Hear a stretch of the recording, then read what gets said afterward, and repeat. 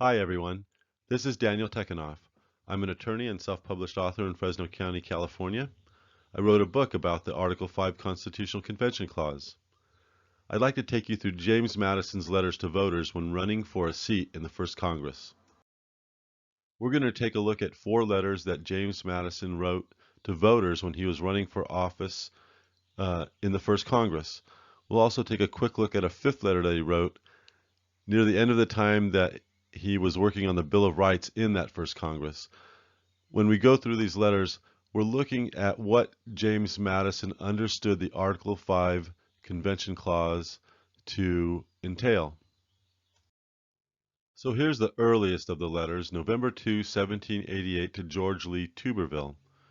Mr. Tuberville had written to James Madison asking him his opinion. Should we try to go back into another general convention for the purpose of proposing some final amendments to the Constitution that had been prepared by the Constitutional Convention in 1787. And here James Madison is responding to him, and he's saying that there are some amendments that I think should be made. Then Madison goes on to say that there are other amendments that shouldn't be made.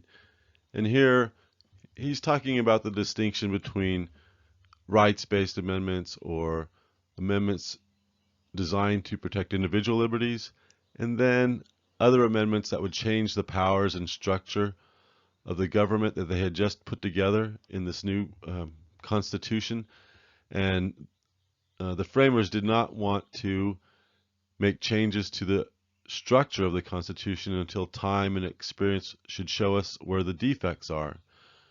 And so that was their strategy, was to get a Bill of Rights in order to avoid the second Constitutional Convention, which would then have had full power to do another clause-by-clause review, and that could have upset the structure.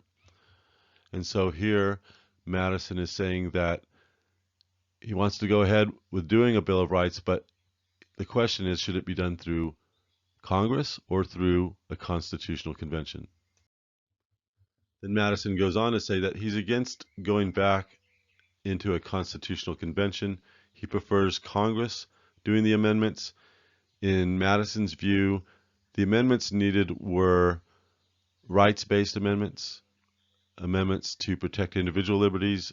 The framers had a strategy of avoiding a second Constitutional Convention by getting a Bill of Rights in the first Congress. And so this is what Madison is convincing this voter of in this letter.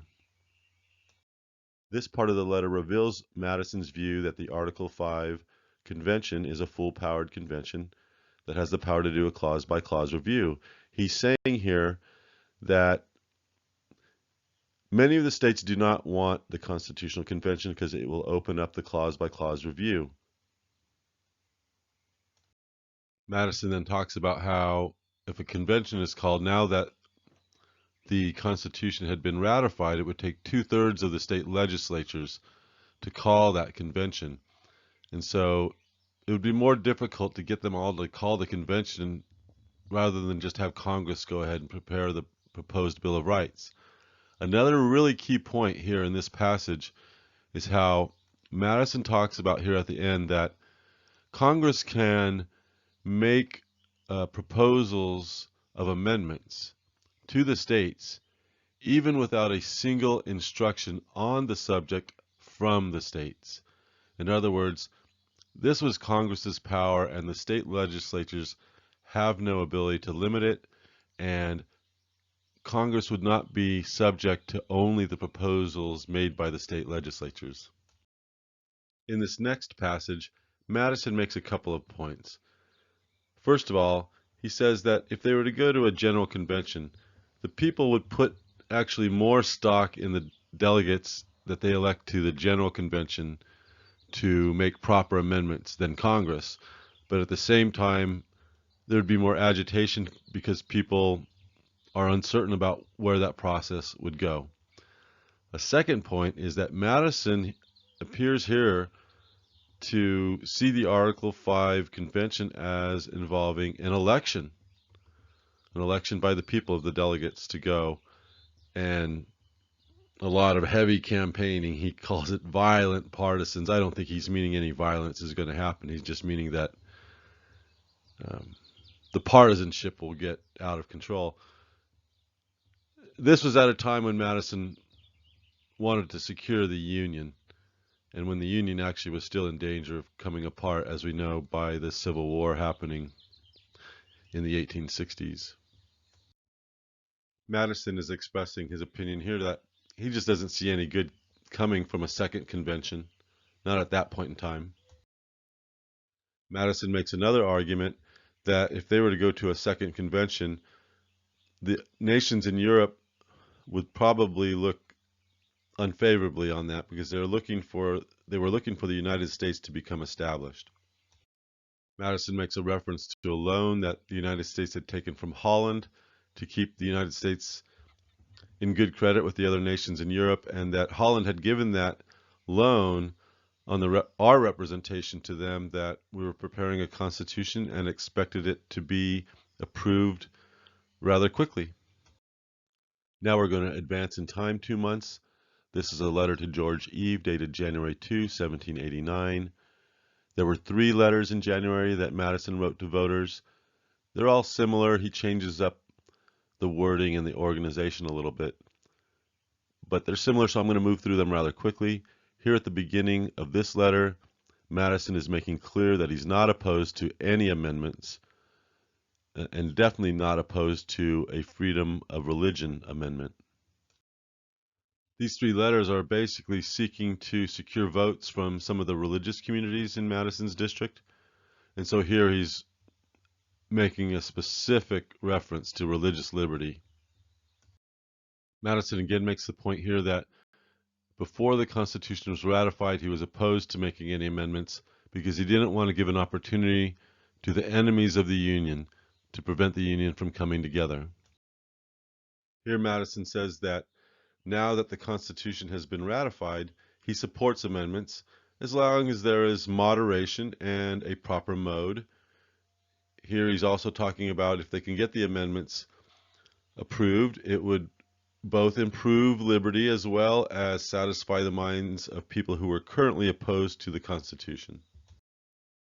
Madison states that with this change of circumstances, the Constitution ought to be revised, but he wants the first Congress to prepare and recommend basically a Bill of Rights, and he specifically mentions the rights of conscience, freedom of the press, trial by jury, and security for warrants. Here's another key historical point. Madison wanted to make sure there was some sort of ratio of representation guarantee, and here he's making this promise to voters that I'm going to try to include an amendment that will make sure that there's a periodical increase of the number of representatives. Then Madison makes some of the same arguments he made before, that if Congress does it, it will be faster. You won't have to get the states to vote for the convention. Madison again makes the point that this mode going through Congress would be more certain because many of the states don't want to reopen the whole Constitution at that point in time. Obviously, the concerns back then are much different than now.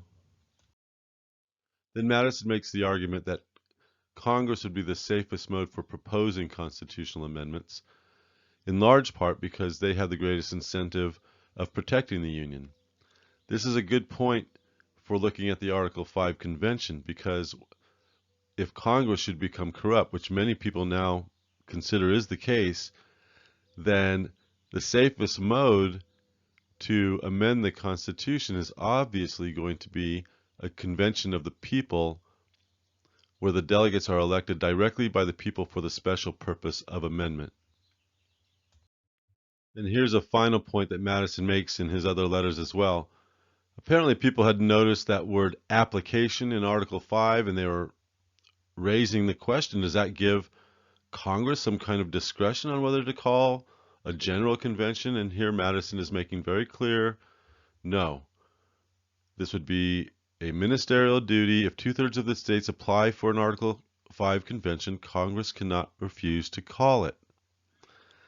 What this means is that the Article 5 convention must be plenary, full-powered, because if the states were able to limit their convention applications, that would mean Congress would then be able to play some games and use discretion and make a choice. So really serious amendments that could change the power structure, they could just find ways to say that there aren't 34 applications. And then if the public should be in a very fiery mood, they can let a few amendments through that are lighter type of amendments that don't affect the system as much. And so that's discretion and would go against what the framers said the Article 5 Convention Clause is supposed to be. Here's the next letter about 11 days later to Thomas Mann Randolph, dated January 13, 1789. Again, Madison here is stating that he's not inflexible, he's not opposed to all changes in the Constitution, and he's certainly supportive of some alterations if it will get people to finally accept the Constitution. Again, Madison states that before the Constitution was ratified, he opposed amendments. He didn't want to see confusion preventing the nation from beginning. That he wants to go ahead and revise the Constitution now to make it better, or at least to appease the minds of those people who are currently against it. Madison again states that he's in favor of a Bill of Rights that protects the freedom of religion, freedom of the press, trials by jury. He wants specificity for warrants before you can be searched. Here again is a key historical point.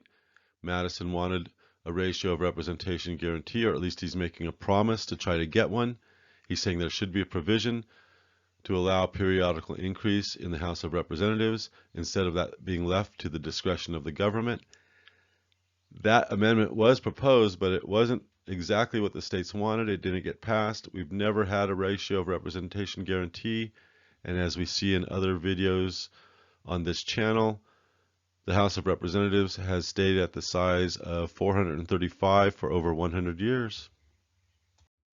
Madison again states his opinion that the amendments should be undertaken by Congress. He prefers that mode to the General Convention. Again, he's calling it a General Convention as the better way to do it, especially since there will be states who will object to the mode of a convention without being averse to amendments in themselves.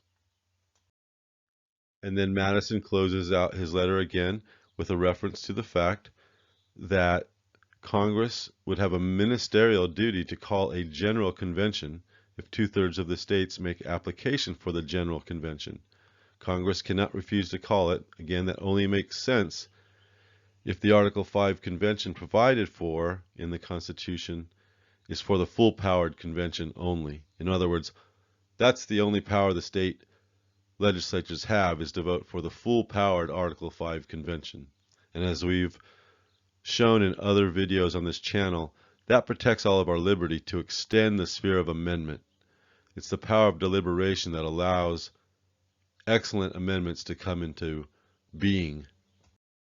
Here is the fourth letter to voters to a resident of Spotsylvania County, dated January 27, 1789. This was printed in a local newspaper.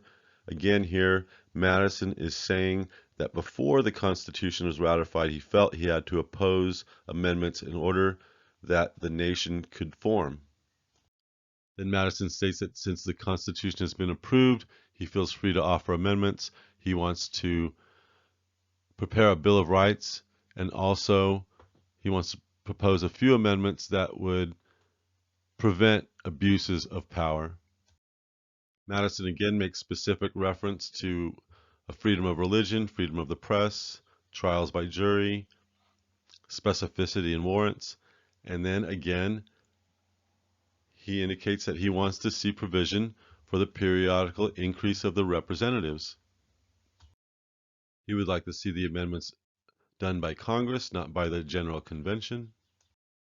Again, Madison refers to the fact that if Congress were to prepare the Bill of Rights, it would be faster. That for the convention, 2/3 of the states still have to vote for the start of the convention. And again, it was the more certain route to go through Congress, because it wasn't even certain that you would get 2/3 of the states to vote for the Article 5 convention. Many of them did not want to reopen all of the work that the convention had just done. Again, structural defects, they would like those to wait for time and experience to show us where they are at. The state legislatures are generally ready to approve a Bill of Rights, and that could have been done in Congress, and so that's the direction that was taken. And here again is a general statement from Madison that it's just uncertain what the convention is going to do. And then closing out this letter, Madison again refers to the fact that if 2/3 of the states apply for a convention, Congress cannot refuse to call one, that's a question where there is no discretion in Congress. Again, this only makes sense if the Article 5 applications are for the full-powered convention. So from the 4 letters to voters by Madison, we take away these points. Madison was compelled to get the Constitution approved before any further amendments. Once ratified, he wanted some amendments, but he wanted a Bill of Rights to protect individual rights. He did not want there to be any structural changes until time and experience would show us where any defects are. He specifically mentions freedom of religion and press, trials by jury, and warrants. Madison agreed that we needed a ratio of representation guarantee, and he wanted Congress to propose the amendments rather than a second convention. The states had no objection to amendments protecting essential liberties, but they did not want a second convention changing the structure and powers at that point in time. Madison confirmed that Congress's role in calling the Article 5 convention is a ministerial duty, that Congress has no discretion other than its choice in the ratification process. Remember, Congress has its own power to propose amendments. It doesn't make any sense that they would be able to limit the people's power. If the people should be looking to call a constitutional convention, it usually means that some sort of conflict has arisen between Congress and the people themselves, such as corruption, or in this case, where the population has outgrown the representation system, but Congress will not propose amendments to update or upgrade the representation system.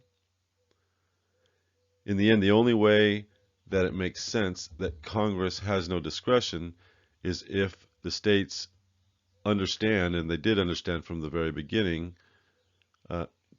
that their only power is to call the full-powered convention that has the power to do a clause-by-clause review and make such proposals as are necessary. Madison ends up winning the seat to the House. This is about 8 months later. The House of Representatives has been preparing the Bill of Rights pursuant to Madison's motion. They're near the end of preparing the first draft of a Bill of Rights that they're about ready to send over to the Senate for the Senate to make their changes. And he's telling Mr. Peters here on August 19, we basically have to get some amendments through, or the Anti-Federalists are going to be going to the people and saying, we advised you not to adopt the Constitution without previous amendment, and that we urged you to insist on a convention as the only effectual mode of obtaining these. And this is very interesting, this passage right here, because this seems to be Madison acknowledging that the proper mode for constitutional amendment is a constitutional convention of the people, where the elections are by the people for the special purpose, and he makes these references in the Federalist Papers themselves. But they chose to go this other way in order to secure the Union at that point in time. Today's considerations are much different. And then here's sort of the evidence to wrap everything together. Madison is clearly acknowledging that the Bill of Rights is in order to avoid the second convention at that time. Madison took a position against the theory of free government to, in his view, secure the Union. The nation is now well established. We have a different perspective now. Most who want a convention now do not want to tear the Union down, but to maintain its strength and durability. We are in a different situation than Madison. Now the country is well established, but the people are looking at the potential of the government itself being corrupt. And so when that is the situation, the convention of the people is the only safe and certain way to produce necessary amendments. Also, since the time that Madison wrote his letters, the 10th and 14th Amendments have been added to the Constitution, and those protect the American people's rights in the amendment process. The public does need some education. Finally, we should heed the original instructions and promises about when to return to the Second Convention, which is actually the first Article 5 Convention of the People at the national level. For further study, I invite you to take a look at my book, Guide to the First Article 5 Convention of the People.